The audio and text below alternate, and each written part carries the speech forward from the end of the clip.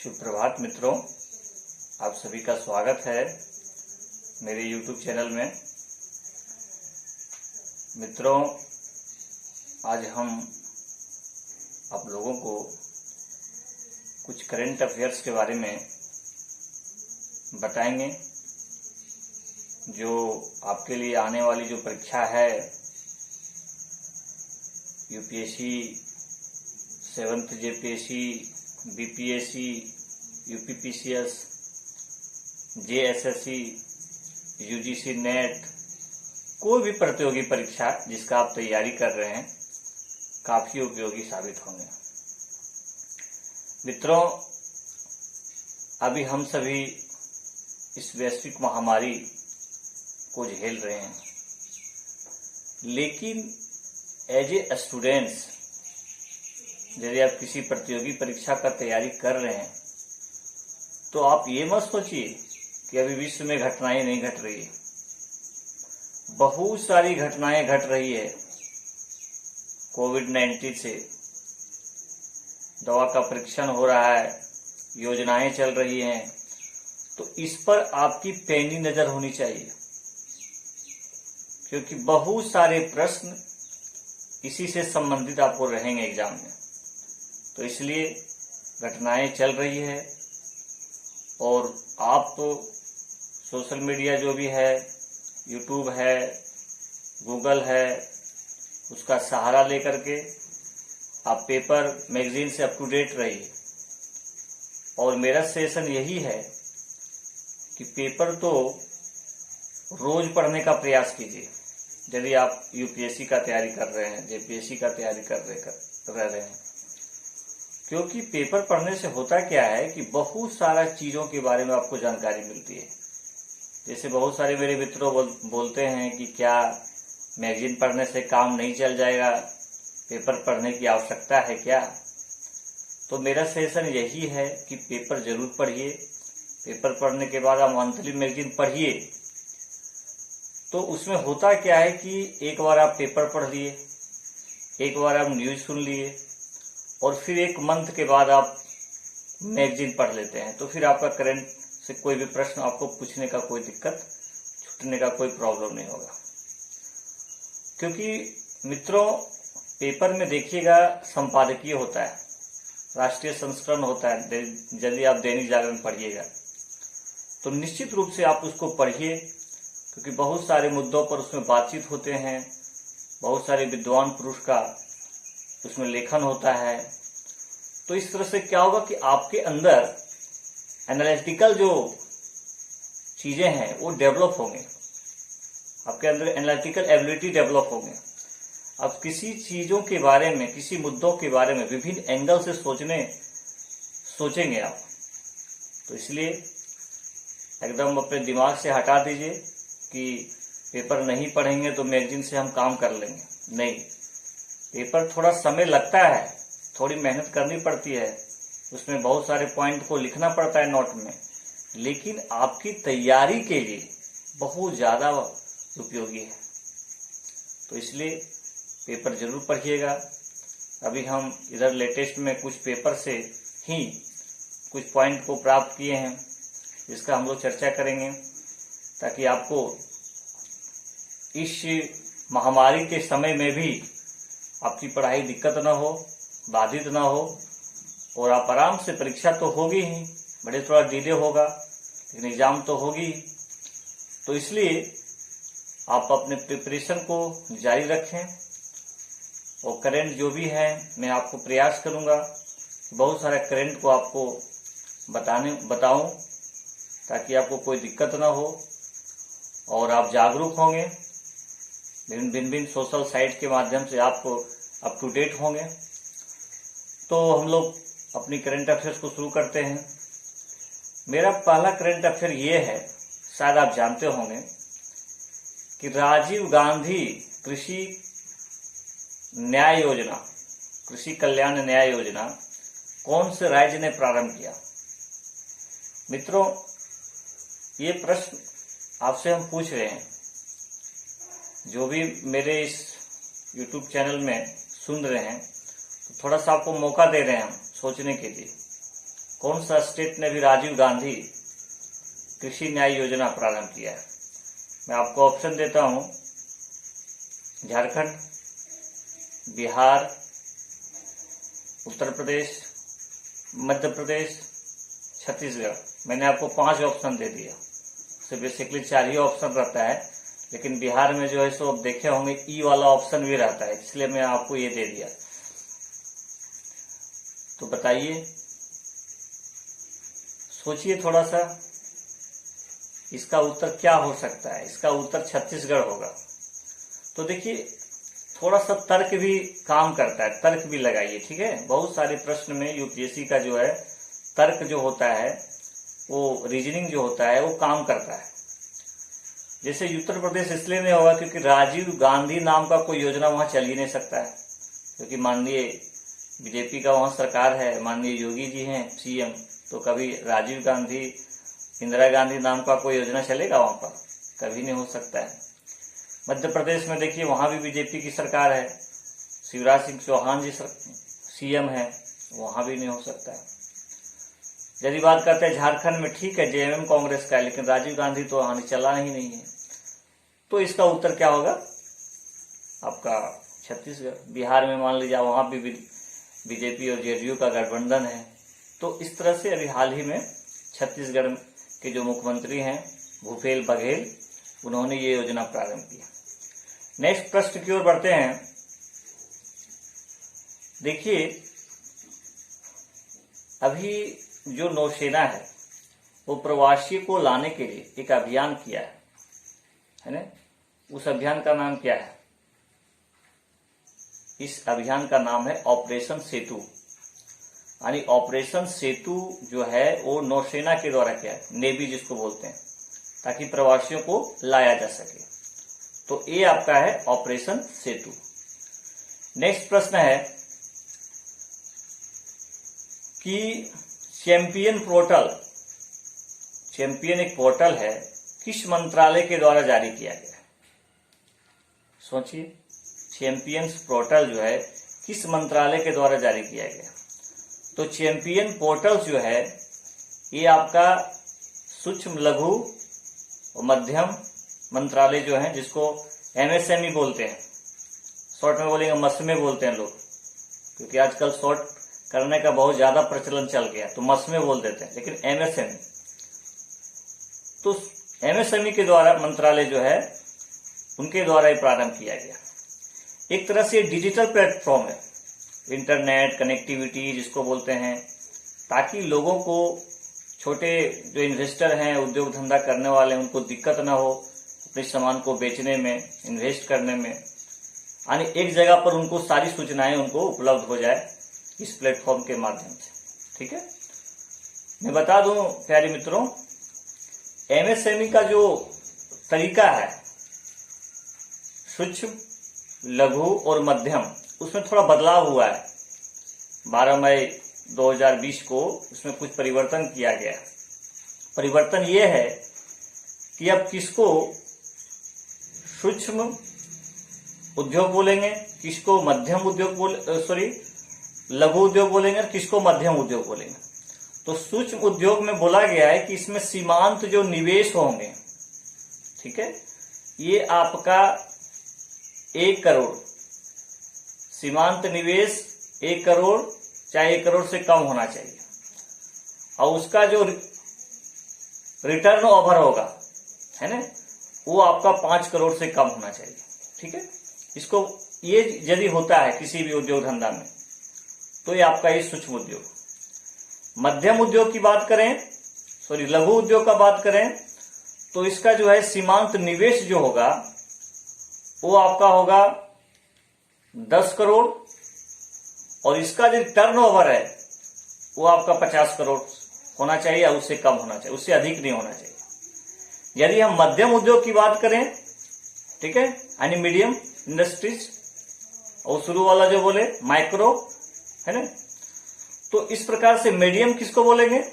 सीमांत निवेश 20 करोड़ या 20 करोड़ से कम, और इसका जो टर्नओवर होगा वो आपका जो 100 करोड़ और 100 करोड़ से कम होना चाहिए। तो ये परिभाषा आपको बहुत इम्पोर्टेंस है। खासकर आप यदि सिविल सेवा परीक्षा का एग्जाम लिखेंगे तो इसमें काफी काम आएंगे, क्योंकि सिविल सेवा खासकर यूपीएससी जी परीक्षा जो होती है उसमें आपको फैक्ट बहुत कम पूछे जाते हैं। यानी किसी भी न्यूज को आप पढ़ रहे हैं, किसी भी घटना को आप देख रहे हैं, तो आपको विभिन्न एंगल से देखना पड़ेगा। आपको उसके जिसको नहीं बोलते तह तक जाना पड़ेगा। छोटा छोटा चीज को आप इग्नोर नहीं कर सकते, वहीं से प्रश्न पूछता है। कोई दिक्कत?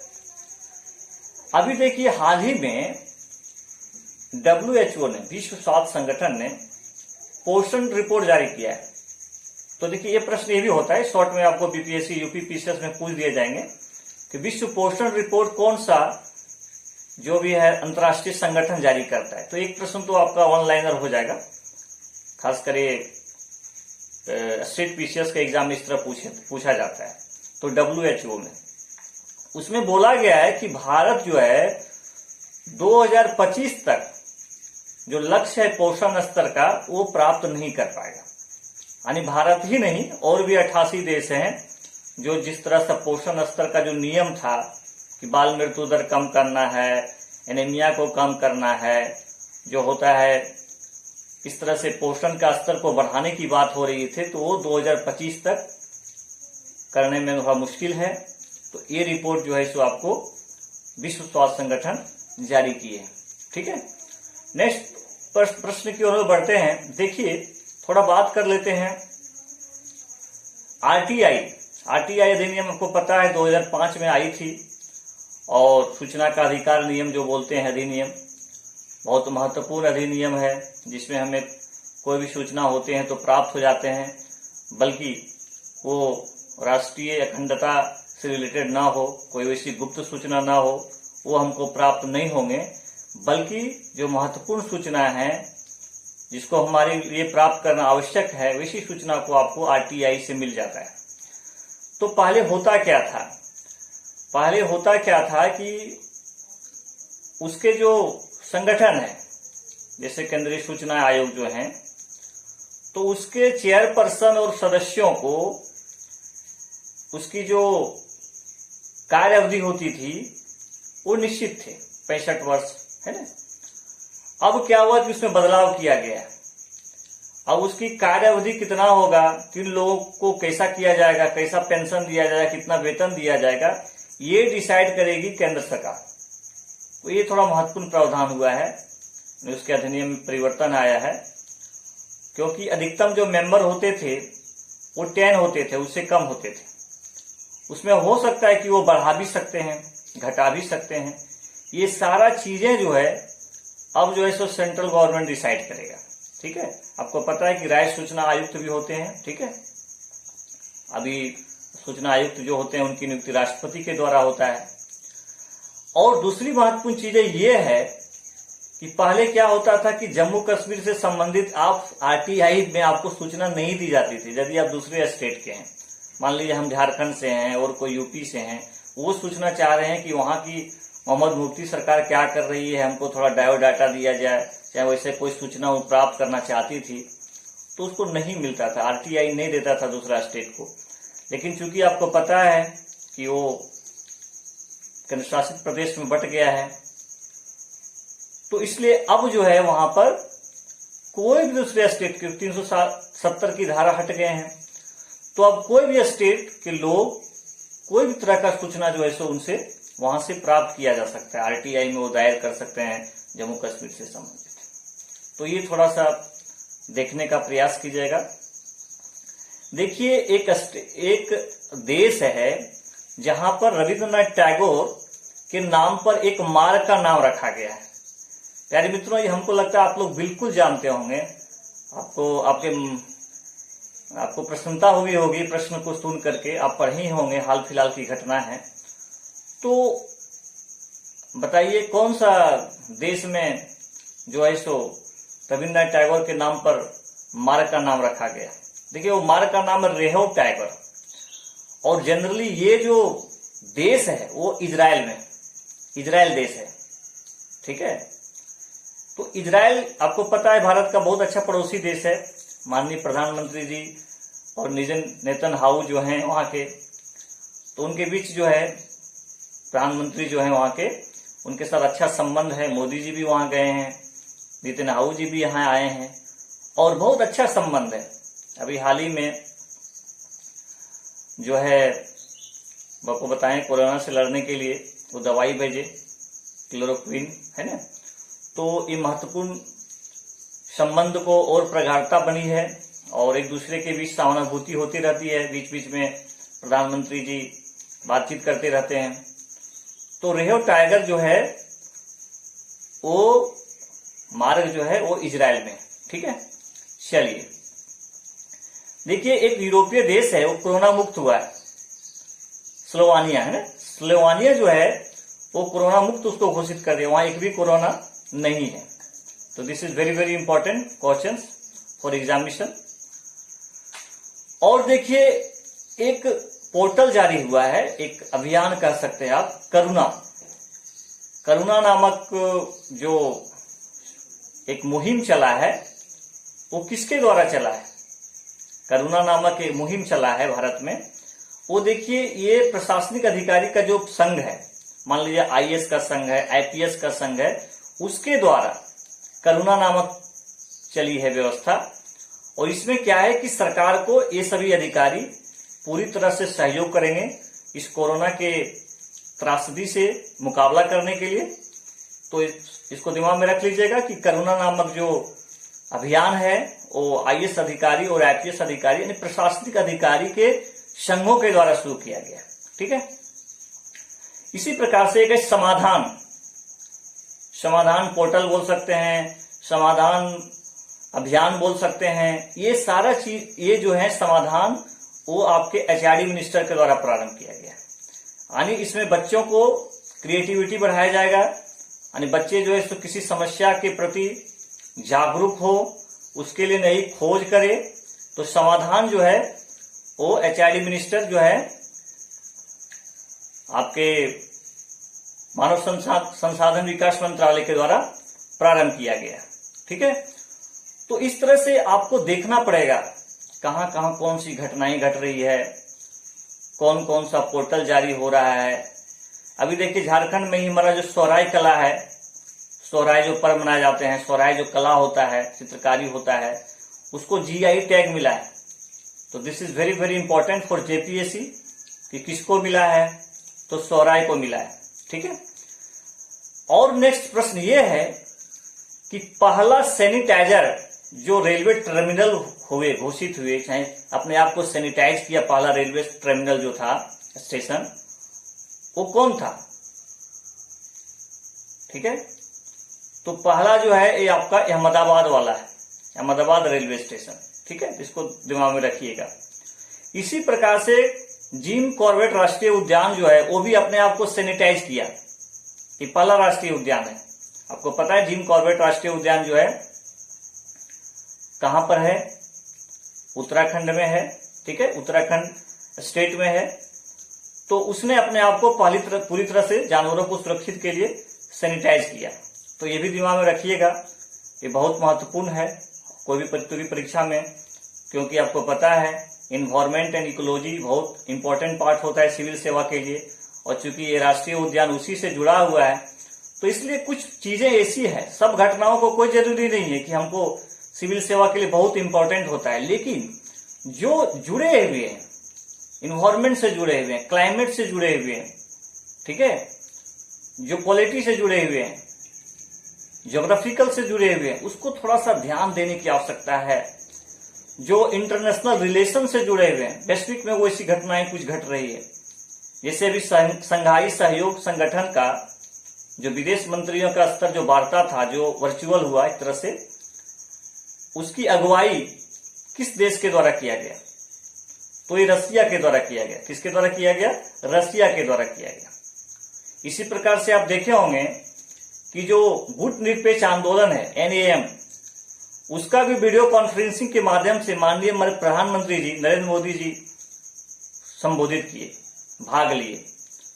और ये जो हो रहा था वो अजरबैजान के द्वारा हो रहा था, उसकी अध्यक्षता में हो रही थी, ठीक है। तो थोड़ा सा ये सब चीज जो है जानने की आवश्यकता है। छोटा छोटा चीजों को भी आप इग्नोर नहीं कर सकते हैं। यदि आप तैयारी कर रहे हैं, खासकर स्टेट पीसीएस में छोटा छोटा चीज भी पूछ लिया जाता है, किसको कौन सा पुरस्कार मिला, किसका क्या नाम परिवर्तन हुआ, कौन सी योजना प्रारंभ की। जैसे एक योजना है ई संजीवनी।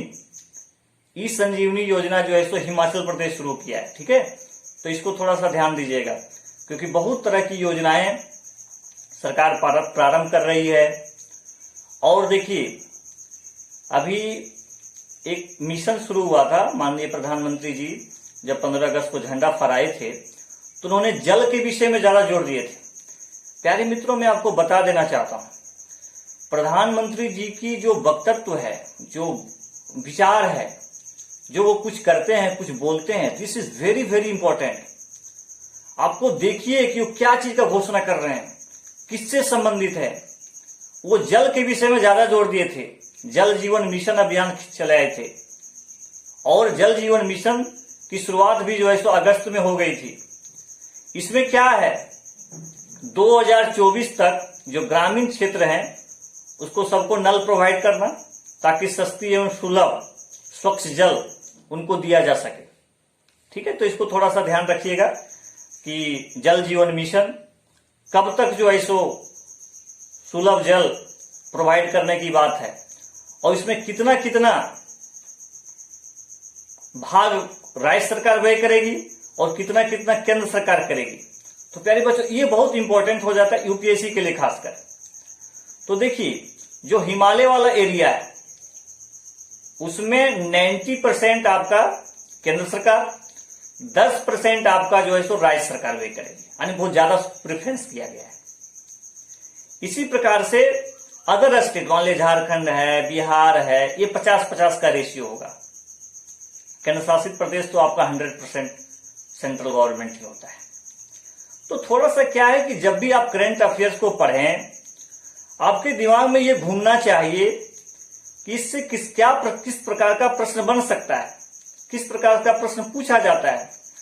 तो उस समय आप उन घटनाओं के प्रति थोड़ा सा उसको ट्रैक कीजिए, उसका बैकग्राउंड में जाइए कि आखिर अच्छा, जो सूचना का अधिकार इसमें लागू हुआ, इसमें यह प्रावधान है, इतना दिनों के अंदर उसको जवाब देना है।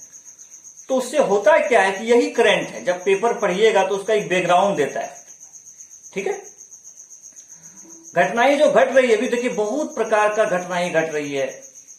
कहां पर जो है सो इसका जो है सो टीका का खोजकरण होगा, कहां हो रहा है, किस पर परीक्षण किया गया है। ब्रिटेन में बंदरों पर परीक्षण किया गया, तो हो सकता है किस पशु पक्षी पर किया गया, उसमें दे देगा बंदर, भालू, इस तरह का। तो बंदरों पर परीक्षण किया गया, तो इसलिए वैक्सीन के लिए तो थोड़ा सा इसमें आपको थोड़ा सा देखने की आवश्यकता है, कोशिश करने की आवश्यकता है, समझने का कोशिश करना है। ये केवल वन लाइनर मत रटिए कि ओ अच्छा ये हुआ, ठीक है, वो तो ठीक है।